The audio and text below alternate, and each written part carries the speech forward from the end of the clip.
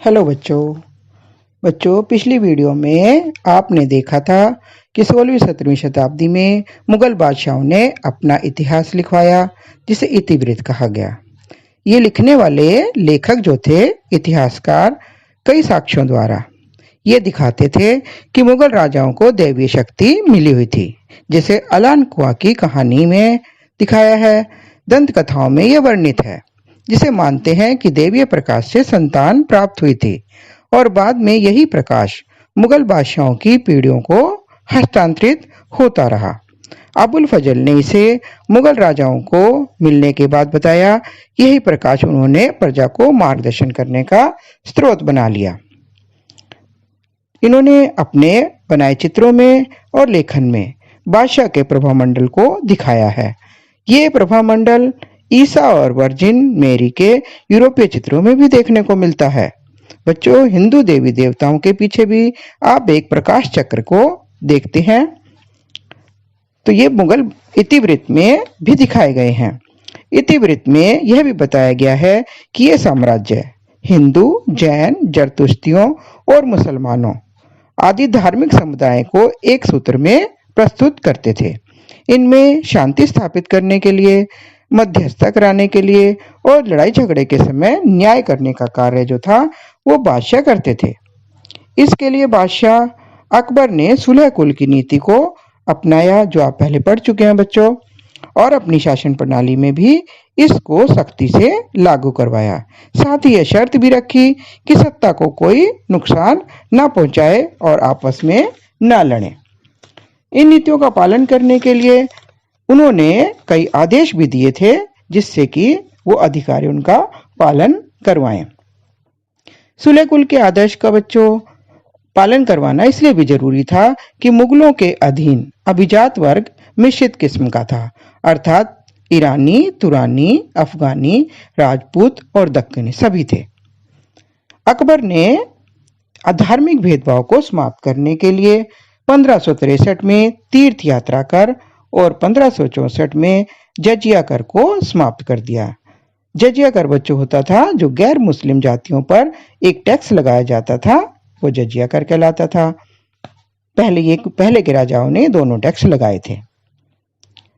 सभी मुगल बादशाहों ने उपासना स्थलों के निर्माण और रखरखाव के लिए अनुदान दिए, जिसे शाहजहां और अकबर ने खासकर युद्धों के समय नष्ट किए गए मंदिरों की मरम्मत के लिए अनुदान भी जारी किए जाते थे।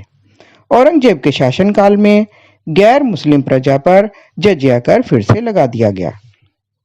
अबुल फजल ने बादशाह के मुख्य अनुबंध बताए हैं कि बादशाह अपनी प्रजा के 4 तत्वों की रक्षा करता है: जीवन, धन, सम्मान और विश्वास। और इसके बदले में प्रजा से भी ये अपेक्षा करता है कि वह उसकी आज्ञा का पालन करे और संसाधनों में अपना हिस्सा दे। जहां तक न्याय की बात है, अबुल हसन ने जहांगीर के न्याय को श्रेष्ठ बताया और न्याय का दृश्य अनेक प्रतीकों और चित्रों के माध्यम से भी दिखाया। जैसे आप इस चित्र में देख रहे हैं, चिपट कर शांतिपूर्वक बैठे हुए शेर और बकरी, जो यह दिखाते हैं कि राज्य में सब दुर्बल और सबल सद्भाव से रह सकते थे। ऐसे विभिन्न चित्र बादशाह के सिंहासन के नीचे वाले आले में चित्रित हैं। बादशाहनामा पुस्तक, जो पहले भी आप पढ़ चुके हैं, से इन चित्रों की जानकारी मिलती है। राजधानियां और दरबार की बात करते हैं बच्चों। मुगल साम्राज्य का दिल जहां दरबार लगता था वह था राजधानी नगर। 16वीं-17वीं शताब्दियों में ये राजधानियां तेजी से बदलती रही। जैसे बाबर ने लोदियों की राजधानी आगरा थी, उस पर अधिकार तो कर लिया, फिर भी दरबार अलग अलग स्थानों पर लगते रहे। अकबर ने ही 1560 के दशक में आसपास से लाए गए लाल बलुआ पत्थर से आगरे में एक किले का निर्माण भी करवाया। आगरे का लाल किला कहलाता है बच्चों वो। 1570 के दशक में उसने फतेह सीकरी में एक नई राजधानी बनाने का निर्णय लिया।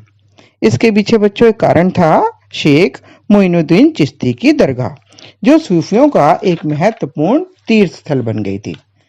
सूफियों की संख्या को देखते हुए उनके साथ अच्छे संबंध बनाने के लिए सीकरी में शेख सलीम चिश्ती के लिए सफेद संगमरमर का एक मकबरा भी बनाने का आदेश दिया गया।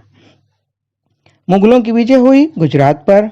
अब इसकी भी याद दिलाने के लिए उन्होंने वहां विशाल बुलंद दरवाजा बनाया। 1585 में राजधानी को लाहौर स्थानांतरित कर दिया गया ताकि उत्तर पश्चिम क्षेत्र में अपना नियंत्रण रख सके।